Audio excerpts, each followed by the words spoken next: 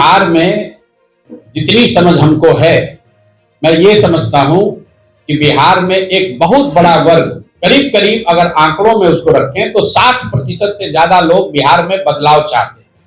चाहे वो एनडीए के समर्थक हो, राजद के समर्थक हो, जदयू भाजपा के समर्थक हो, हर व्यक्ति बदलाव चाहता है। लालू नीतीश भाजपा के इस 30-35 साल से मुक्ति चाहता है। इसका मतलब ये नहीं कि हर व्यक्ति जनसुराज को चाहता है, लेकिन बदलाव सब चाहते हैं। हर व्यक्ति ये चाहता है कि ये बिहार की व्यवस्था बदले, ताकि बिहार में भी शिक्षा और रोजगार की बात हो, बिहार भी अन्य राज्यों की तरह विकास के रास्ते और विकास की दौड़ में शामिल हो। इस पर कहीं कोई शक किंतु परंतु नहीं है। अब जनता बदलाव के वाहक के तौर पर किस दल किस नेता को चुनती है, ये आने वाले 4-5 महीनों में, जब सब लोग, सारे दल, सारे नेता अपना कार्यक्रम, अपना प्रयास लेकर जनता के बीच में जाएंगे, तब अक्टूबर-नवंबर में जनता वोट करेगी। आपको पता चलेगा कि जनता किसको बदलाव के तौर पर देखती है। एक्सपेक्टेशन के आधार पर हम लोग काम नहीं करते हैं।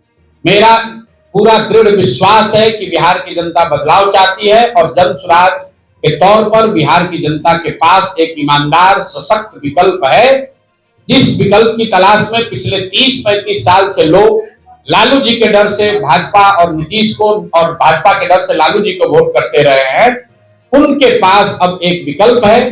जनता के पास ये अवसर है कि जिन लोगों ने, जिन नेताओं ने बिहार को लूटा है, बिहार के बच्चों को अनपढ़ मजदूर बनाया है, जिन्होंने बिहार की चिंता नहीं की है, आज उनके अलावा बिहार के जनता के सामने एक विकल्प है, जिनमें उनके पास अवसर होगा कि उनको जांचे परखे, ठीक लगे उनको वोट देकर एक नई व्यवस्था बनाए। अब हम लोग सवाल नहीं उठा रहे, सवाल जनता उठा रही है। बिहार में राजस्व विभाग समाज से, लोगों से धन उगाही का सबसे बड़ा जरिया बना हुआ है। जो जमीन आपकी थी उसी का रसीद कटाने के लिए, उसी का डिजिटाइजेशन के नाम पर, उसी की जमाबंदी और दाखिल खारिज के नाम पर हर गांव परिवार में 10,000, 20,000, 50,000 रुपया लिया जा रहा है। सरकार ने यह कहा कि लैंड सर्वे के जरिए डिजिटाइजेशन करके हम लोग भूमि में जो परेशानी है, भूमि की रिकॉर्ड्स में परेशानी है, उसको सुधार लेंगे। ये करीब 4 बरस से चल रहा है और फरवरी में बिहार सरकार ने आंकड़ा जारी किया है, जिसमें बताया है कि अभी तक सिर्फ 20%, इसको याद रखिए, 20% बिहार की जमीन का ही सर्वेक्षण और डिजिटाइजेशन का काम पूरा किया गया और हजारों करोड़ रुपया लोगों से वसूला जा रहा है।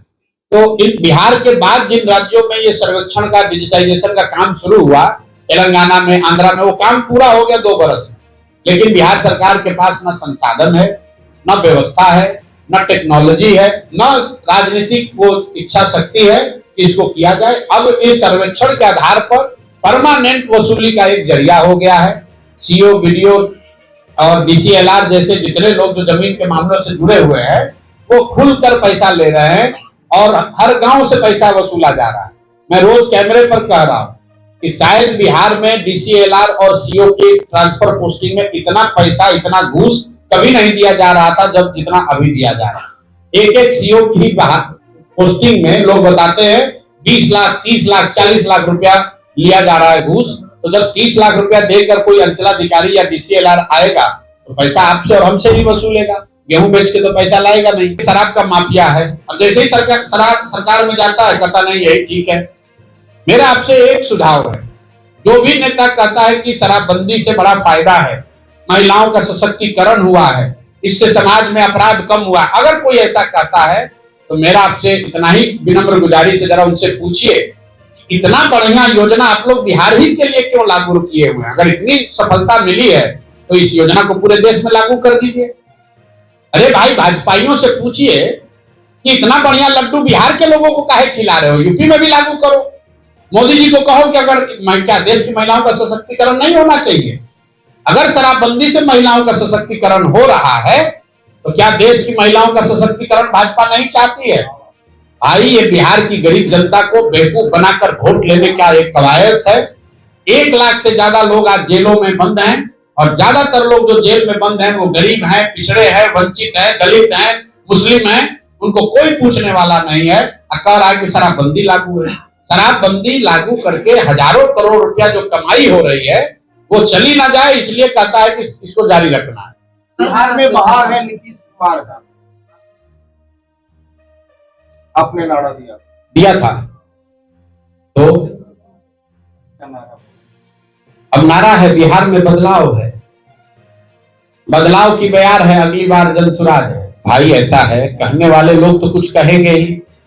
2.5 वर्ष पहले तो लोग यही बता रहे थे कि प्रशांत किशोर ही भाग जाएंगे, कितना दिन पैदल चलेंगे, अरे यहाँ टिकने वाले नहीं हैं। तो वैसे आप बता रहे हैं कि आप ये बताइए कि जो जनसुराज में आज लोग हैं, इसमें तो ज्यादातर लोग ऐसे हैं जो दूसरे दलों से आए। तो भगदड़ कहाँ मची हुई? जनसुराज के लोग दूसरे दल में गए हैं कि दूसरे दल का आदमी जनसुराज में आया है? तो जब भगदड़ मचेगी तो उस समय देखा जाएगा। दूसरे दल वाले क्यों चिंतित हैं भाई? अगर अभी तो आप कह रहे हैं कि जनसुराज की कोई ताकत ही नहीं है, तो काहे हम पर टीका टिप्पणी कर रहे हो? नहीं ताकत है तो जिसकी ताकत है उससे उलझो। ये भी संभावित उम्मीदवार हैं, जनसुराज राजद नहीं है, जनसुराज भाजपा जदयू नहीं है। जाइएगा किसी एक व्यक्ति से 2 गुना रुपया दीजिएगा और टिकट मिल जाएगा। जितने भी संभावित प्रत्याशी हैं आप देख रहे हैं, गांव देहात में हर जगह उन्होंने अपना बजाता फोटो बैनर लगाया है, उसके नीचे लिखा है संभावित उम्मीदवार जनसुराज। वो इसलिए है ताकि क्षेत्र की जनता ये देखे, समझे, जांचे, परखे, उसके बाद जब हम लोग सर्वे करने आए तो वो बताए कि भैया जो लोग हमारे संभावित उम्मीदवार जनसुराज के हैं उनमें से उनको कौन व्यक्ति सबसे सही लगता है। जिसको क्षेत्र की जनता वोट देकर कहेगी वही व्यक्ति जनसुराज का उम्मीदवार होगा। ये पार्टी की पॉलिसी है और 2 बरस मैंने यही बात जाकर गांव-गांव बिहार में कहा है। उसी के आधार पर टिकटों का डिस्ट्रीब्यूशन होगा। बहुत बहुत धन्यवाद।